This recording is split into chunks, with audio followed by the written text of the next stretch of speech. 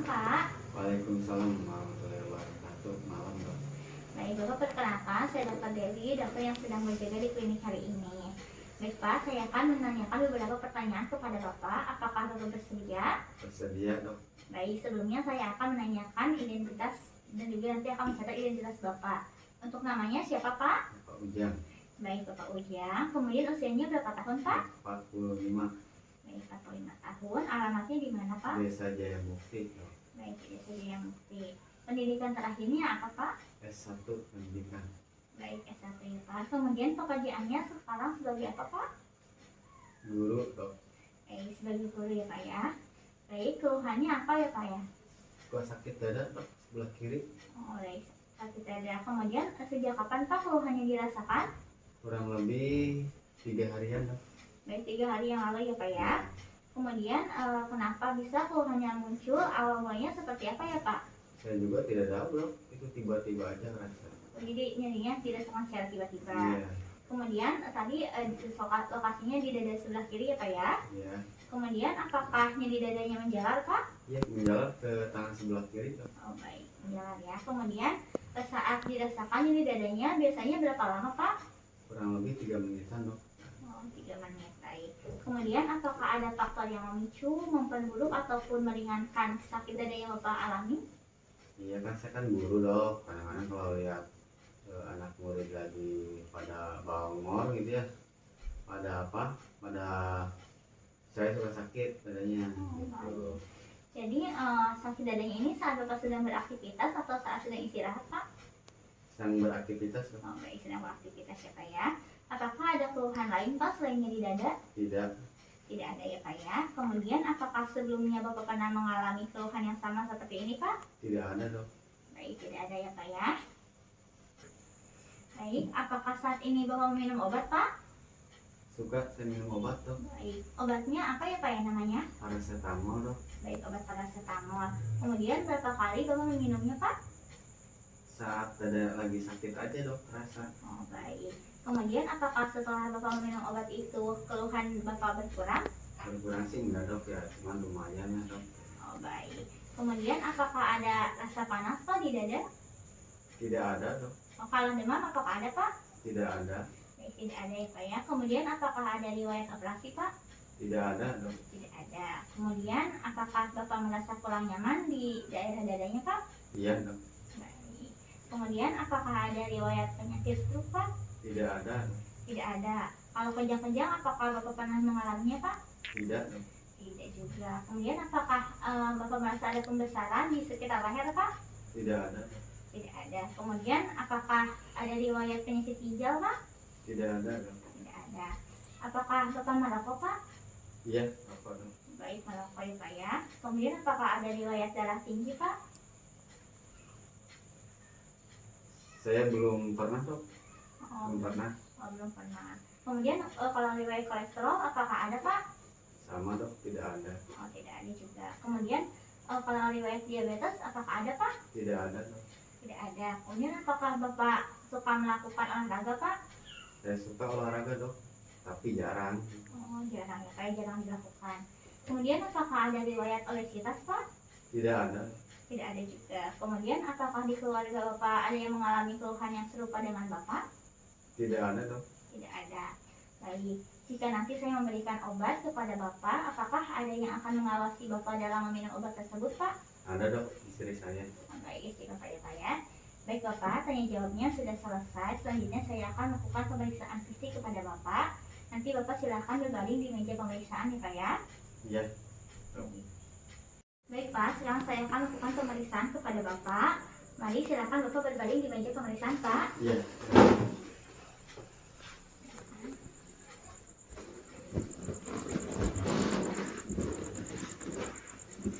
Baik, setelah itu saya akan mencuci tangan 6 langkah menurut WHO.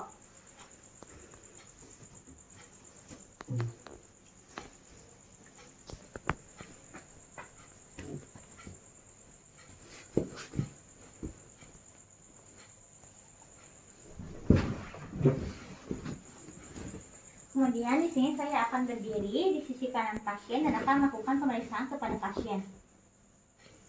Baik, yang pertama untuk pemeriksaan jugular venous pressure.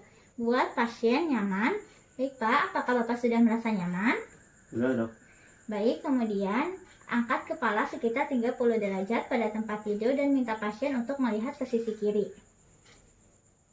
Kemudian setelah itu identifikasi vena jugularis interna ataupun eksterna dan titik pulsasi tertinggi di vena jugularis interna kanan ataupun eksterna di bagian bawah leher. Kemudian setelah itu kita tempatkan penggaris persegi panjang secara horizontal dari titik mediskus seperti ini. Kemudian penggaris pendek secara vertikal dari sudut sternal. Kemudian ukur jarak vertikal dalam sentimeter di atas sudut sternal terhadap garis horizontal melintasi penggaris. Sudut sternal kira-kira 5 cm di atas atrium kanan. Tekanan yang diukur dicatat sebagai 5 plus titik-titik-titik cm H2O. Jarak tersebut adalah tekanan vena jugularis. Baik Pak, seperti biasa. Kemudian yang selanjutnya yaitu the carotid pulse. Menilai amplitudo dan kontur. Pasien tetap berbaring dengan kepala di tempat tidur dan ditinggikan sekitar 30 sampai dengan 45 derajat. Kemudian inspeksi pulsasi arteri karotid sebelah kanan. Letakkan telunjuk kiri dan juga jari tengah atau ibu jari di arteri karotis kanan di sepertiga bagian bawah leher di sini. Kemudian tekan ke posterior dan rasakan denyutnya. Kemudian lakukan hal yang sama pada arteri karotis sebelah kanan, pada arteri karotis sebelah kiri dengan menggunakan tangan kanan. Lakukan hal yang sama. Kemudian tekan sampai maksimal hingga dirasakan amplitudo dan juga kontur nadi karotis. Setelah itu jangan pernah menekan kedua arteri karotis secara bersamaan selama palpasi deteksi ada atau tidak adanya getaran trill. Setelah itu dengarkan kedua arteri karotis dengan menggunakan diafragma stetoskop untuk mengetahui adanya bising atau breathe. Letakkan diafragma stetoskop pada area karotis. Kemudian minta pasien untuk menahan napas. Baik Pak, tarik napas kemudian tahan ya Pak. Kemudian lakukan juga pada sebelah kiri. Baik, tarik napas dan tahan ya Pak. Baik. Yang selanjutnya yaitu brachial artery. Lengan pasien diistirahatkan dengan siku terlentang, kemudian telapak tangan menghadap ke atas. Setelah itu, fleksikan siku beberapa derajat untuk mendapatkan relaksasi otot yang optimal. Kemudian, kita tempatkan tangan di bawah siku pasien dan gunakan telunjuk dan juga jari tengah untuk merasakan nadi brachial pada bicep tendon.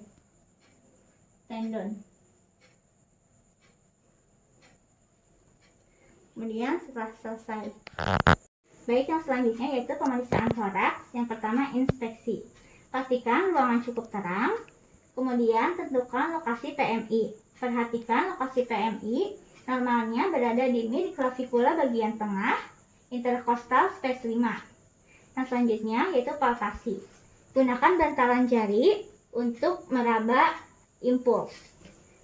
Impuls ventrikal dapat mengangkat jari kita.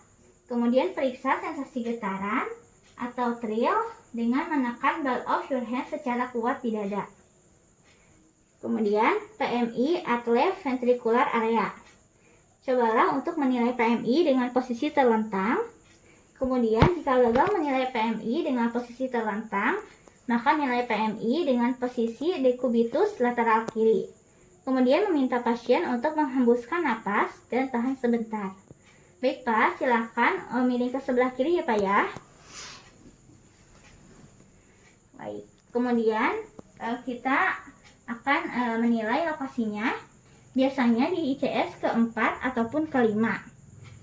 Kemudian menilai diameter. Dalam posisi terlentang biasanya kurang dari 2,5 cm menempati satu sela. Kemudian menilai amplitudo. Biasanya kecil dan terasa cepat saat mengetuk.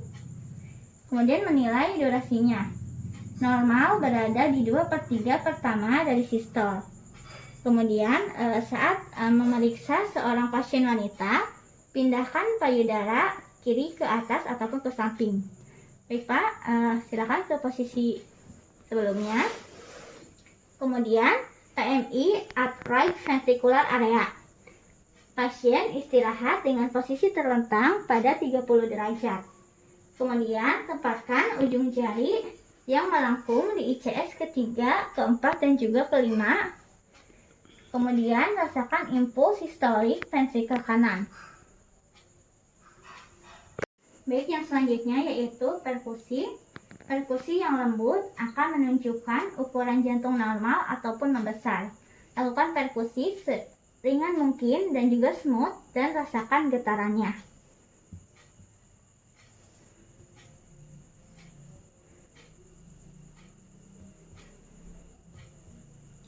Kemudian, untuk menentukan batas kiri jantung, perkusi dimulai dari sisi lateral ke arah sternum, terdengar dulu di sepanjang garis tengah klavikula.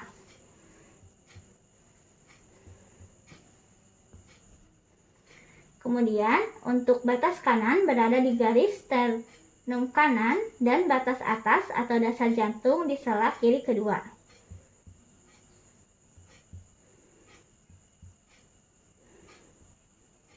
Yang selanjutnya yaitu heart sound, yaitu kita akan menilai bunyi jantung S1 dan juga S2. Untuk S1, dengarkan seluruh prekordium dengan posisi pasien terlentang.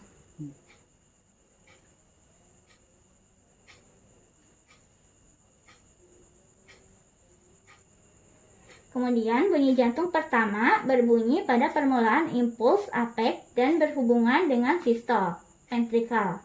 Bunyi jantung pertama lebih dalam dan lebih panjang dari bunyi jantung kedua. Denyut karotis terdengar segera setelah S1. Kemudian yang selanjutnya yaitu S2. Bunyi jantung kedua mempunyai dua komponen. Yang pertama karena penutupan aorta dan yang kedua karena katup pulmonal. Komponen aorta mendahului komponen pulmonal. Area katup mitral terletak di ICS 5 kiri. Kemudian area katup pulmonar terletak di ICS 2 kiri. Kemudian area katup aorta terletak di ICS 2 kanan. Dan area katup trikuspid terletak di atas sternum. Baik, yang selanjutnya menilai ada atau tidaknya murmur jantung. Ketika murmur jantung terdengar, maka kita jelaskan. Yang pertama, waktu. Tentukan apakah murmur sistolik ataupun diastolik. Kemudian palpasi denyut nadi karotis saat terdengar murmur. Kemudian lokasi dengan intensitas maksimal. Temukan lokasi daerah murmur dan jelaskan di mana terdengar murmur dengan jelas dan hubungannya dengan sternum, kemudian apex, mid-sternal, mid-clavikular ataupun garis aksila. Yang selanjutnya yaitu radiasi atau transmisi dari PMI. Explore area di sekitar murmur, jelaskan di mana terdengar murmur dengan baik. Yang selanjutnya yaitu intensitas. Untuk murmur sistolik memiliki 6 tingkatan. Tingkat 1 terdengar sangat lemah, tingkat 2 terdengar lemah, tingkat 3 terdengar cukup keras, tingkat 4 terdengar keras, tingkat 5 terdengar sangat keras, dan tingkat 6 terdengar sangat keras dengan trill. Kemudian untuk murmur diastolik memiliki 4 tingkatan. Untuk tingkat 1 hampir tidak terdengar, kemudian tingkat 2 terdengar tapi lembut, tingkat 3 mudah didengar, dan untuk tingkat 4 terdengar dengan keras. Kemudian pitch dikategorikan sebagai tinggi, sedang, ataupun rendah. Kemudian kualitas, apakah terdengar seperti tiupan atau blowing, gemuruh, atau musikal. Terdapat dua posisi untuk mendengarkan stenosis mitral dan regurgitasi aorta. Yang pertama, kita minta pasien untuk miring sedikit ke kiri, ke left lateral decubitus position. Baik Pak, mangga silakan untuk miring ke sebelah kiri. Kemudian kita simpan stetoskop dengan lembut pada impuls apikal. Kemudian untuk posisi yang kedua yaitu pasien duduk. Mangga Pak, silakan untuk duduk. Kemudian setelah itu kita condongkan tubuh pasien ke depan. Kemudian buang napas dan juga tahan napas saat ekspirasi. Kemudian kita menekan stetoskop dan dengarkan di batas sternum kiri dan juga apex. Seperti ini. Baik Bapak, untuk pemeriksaan fisiknya telah selesai dilaksanakan. Bapak silakan untuk menggunakan pakaiannya lagi ya Pak ya. Iya dok.